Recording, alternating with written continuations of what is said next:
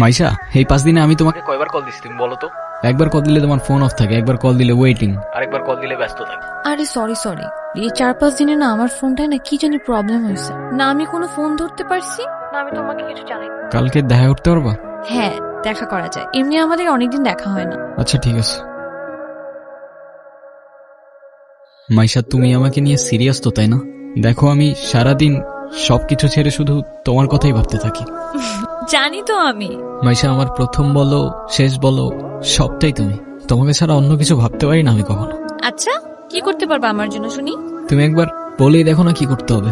আচ্ছা থাক, কিছুই করতে হবে না। এটা তোমার জন্য। সিরিয়াসলি? তোমার কি মাথা খারাপ হয়ে গেছে? তুমি টানতে গেছো কেন?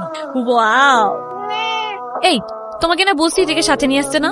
এইটা আবার কি? ওর নাম মিনু। ওই যেটাই হোক, তোমাকে না বলছি আমার এটা পছন্দ না। আচ্ছা ঠিক আছে, আর আনবো না। তোমার পছন্দ হয়েছে তো ফোন? হ্যাঁ অনেক পছন্দ হয়েছে, থ্যাংক ইউ। ফোনটা কেন ধরতেছে না? কলটা কেন ধরতেছে না? কি হচ্ছে দোস্ত, সমস্যা? হ্যালো। কালকে সারা রাত তোমার ফোন ওয়েটিং ছিল, আর আজকে তুমি কল ধরতেছো না, এগুলোর মানে কি মাইশা? আরে তোমাকে বললাম না আম্মুর বাসার দিকে আসছি, এখানে তো নেটওয়ার্কের সমস্যা। কোথায় এখন তুমি? আমি বাসায়, আর কোথায় থাকবো? তোমার আশেপাশে কেউ আছে? হ্যাঁ আম্মু আছে, আমি বেশিক্ষণ কথা বলতে পারবো। একটু বের হইতে পারবো আজকে? আরে না, বললাম তো আম্মু আছে, আমি কিভাবে বের হব বলো? আস্তে আস্তে।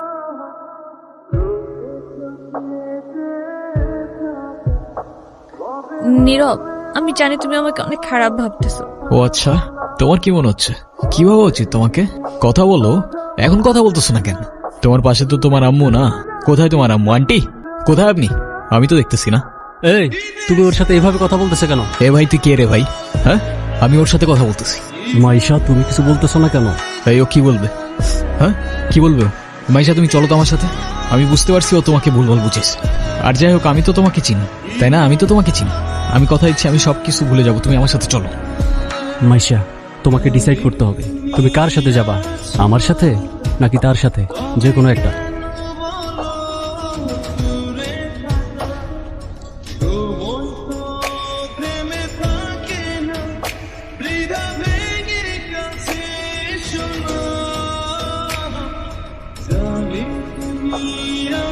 নীরব, নীরব, তুই এগুলা কি করতেছস? পাগল হয়ে গেছস? তুই এগুলা কি করতেছস নীরব? তুই এগুলা কি করতেছস? তোর কি মাথা খারাপ হয়ে গেছে? আমি তোর রাতে জীবনে সিগারেট পর্যন্ত দেখিনি, আর আজকে তুই কি হয়ে গেছিস ভাই? ভাই আমি শেষ হয়ে গেছি ভাই, আমি শেষ হয়ে গেছি। লাস্ট 3-4 মাস ধরে না আমি কলেজে গেছি, না আমি ফাইনাল এক্সাম দিছি, আমি কিচ্ছু করি নাই ভাই। বাবার কষ্টের টাকাগুলো সব আমি নষ্ট করে ফেলছি, সব নষ্ট করে ফেলছি। না আমি এদিকে যাইতে পারতেছি না ওইদিকে। মরে যাওয়া ছাড়া আমার আর কোনো রাস্তা নাই ভাই। তুই শান্ত, তোর কিচ্ছু হইব না। আমি তোরে বলতেছি তোর কিচ্ছু হইব না। তোর তোটা ভাই তোরে বলতেছে তোর কিচ্ছু হইব না ভাই। ভাই আমি কি করবো? আমি আর পারতেছি না ভাই, আমি আর পারতেছি না, আমি আর পারতেছি না ভাই। তুই চল আমার সাথে, তুই আমার সাথে চল, আমি সবকিছু ঠিক করতেছি, সবকিছু ঠিক করে দেব। কইছি না তোর টোটা ভাই বলছে না সবকিছু ঠিক করে দেবো। আয় আমার লগে, আয় আয়, আর কানবি না। তুই বল পারিনি। ক্ষুধা লাগছে তোমার? খাবা তুমি?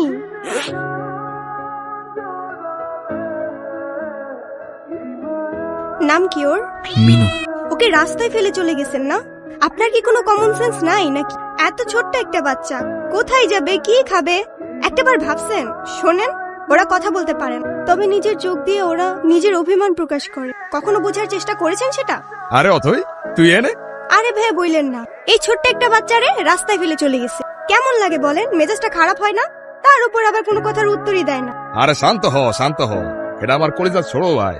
আসলে ওর মানসিক অবস্থা তেমন একটা ভালো নাই। ও কি করতেছে না করতেছে ও নিজেই কইতে পারতেছে না। তুই কোন কথা মনে লইস না বোন। সে যাই হোক, যেটা যত্ন নিতে জানে না সেটা নিজের কাছে রাখতে যাবে কেন? আপনার ভাইকে বলেন ঠিক মতো ওর যত্ন নিতে। আমি কিন্তু ওকে দেখতে আসবো, মনে থাকে যেন।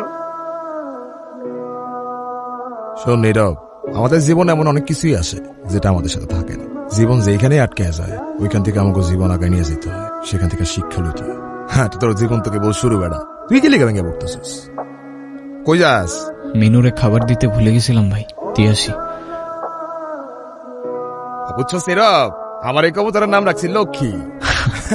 ওরা দেখা ঘরের থেকে বাইরে হইলে আমার যে দিনটা কি ভালো যায়, কিন্তু খাইতেই চায় না। হাই মিনি, এটা ওর জন্য। তোদের তো আনঅফিসিয়াল পরিচয় হয়েছে, কিন্তু অফিসিয়াল পরিচয় তো হয় না। আচ্ছা অথই, এইটা হইতাছে আমার সম্পর্কে স্বাস্থ্য ভাই, ছোট স্বাস্থ্য ভাই, কিন্তু আমার জানি জিগারের ভাই। আর নীরব, এটা অথই আমগো বাসার বিল্ডিং এর 5 তলায় থাকে। ও আসসালামু আলাইকুম। আপনি বিড়াল ভয় পান না? ও মা, বিড়াল ভয় পাবো কেন? যারা বিড়াল ভয় পায় তারা আবার মানুষ নাকি? এসব বিড়াল, কুকুর, তারপর পাখি, এসব নিয়ে কথা কইতে গেলে আজকে রাত পার হয়ে যাবো। তোরা একটা কাজ কর, তোরা কথা কও, আমি যাই। কি হলো, চুপ করে আছেন কেন? কিছু বলবেন না?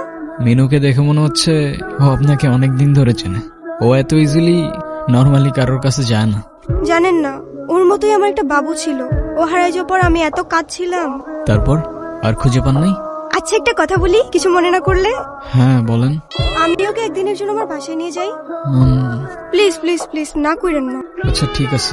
আমি যাই তাহলে, কাল দেখা হবে। Thank you. তুমি কি আমার কাছে থেকে যেতে চাও?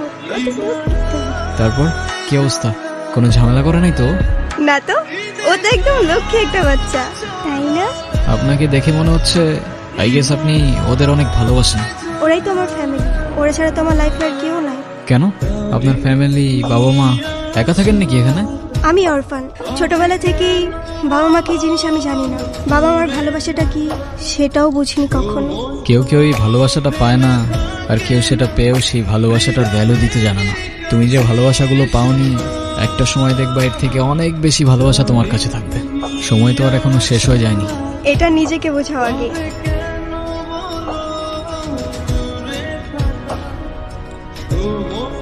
আর তারপর আপনি ওর জন্য পড়াশোনা বাদ দিয়ে ব্রিজ থেকে লাফ দিতে গেছেন।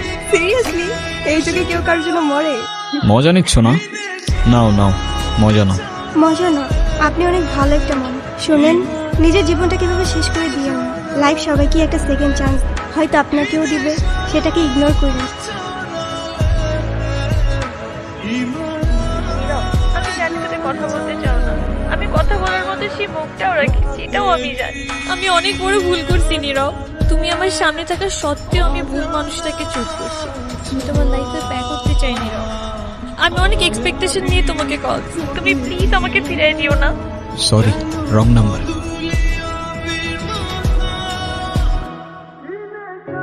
হ্যাঁ আব্বু, এই যে আমি আসলাম মাত্র বাস স্ট্যান্ডে। আরে দেরি কই করছি, এখনো তো 15-20 মিনিট বাকি বাস আসতে। আরে তোমরা টেনশন করো না তো। হ্যাঁ তোমারে বলছে 30 মিনিট আগে এসে বাস দাঁড়ায় থাকে। আমি বাস স্ট্যান্ডে, আমি জানি না। নীরব, আচ্ছা আব্বু তুমি টেনশন করো না, আমি বাসে উঠে তোমারে জানাচ্ছি। তুমি এখানে কোথাও যাচ্ছ নাকি? কোথায় যাব? আমার তো যাবার কোনো জায়গা নেই। তোমার এই অবস্থা কেন? সবকিছু ঠিকঠাক আছে তো? আমার কিছুই ঠিক নাই নীরব। ওই রনি আমার লাইফটা একদম শেষ করে দিছে। ও তো একটা অ্যাডিক্টেড ছিল। ও আমাকে ফিজিক্যালি, মেন্টালি সবভাবে টর্চার করতো। তুমি কাউকে কিছু বলো নাই কেন? বলার সুযোগই পাইনি। ও তো আমাকে একটা ভুয়া কেসে ফাঁসাই দিছিল।